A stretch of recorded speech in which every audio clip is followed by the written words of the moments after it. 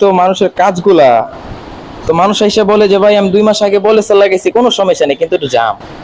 কেন জাম আমি বলি, এই যে সাবান গ্রিজ ইউজ করার কারণে। তাই নাকি? দেখি গ্রিজটা একটু জুম করে দেখাও তো।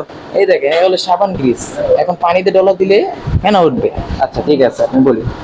আমরা তো কাজ করি, আমাদের লং লাস্টিং হয়, কারণ কি আমরা তো সাবান ইউজ করি না, আমরা করি অরিজিনাল গ্রিজ ইউজ করি। এই আমরা ঠিক আছে, বিষয়টা আমি বুঝিয়ে বলি। বিষয়টা আসলে একটা বল রেসার লাগানোর নিয়ম হচ্ছে, একটা মেজারমেন্ট আছে এখানে। প্রথমত আপনার এইখানে যে টক রেঞ্জ আছে, আমরা টক রেঞ্জ দিয়ে কাজ করি, বল রেসারের যন্ত্র আছে, এগুলা প্রপার মাপ আপনার জানা থাকতে হবে।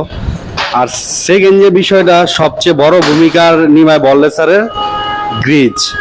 গ্রিজ যদি আপনি ভালো কোয়ালিটি না হয়, তাহলে এই বল রেসার খুব দ্রুত চলে যাবে। আপনারা যে গ্রিজগুলো ইউজ করেন এগুলো আসলে আঠা জাতীয় না, যার কারণে তাড়াতাড়ি শুকিয়ে যায়, প্লাস বল রেসারে খুব দ্রুত দাগ পড়ে যায়।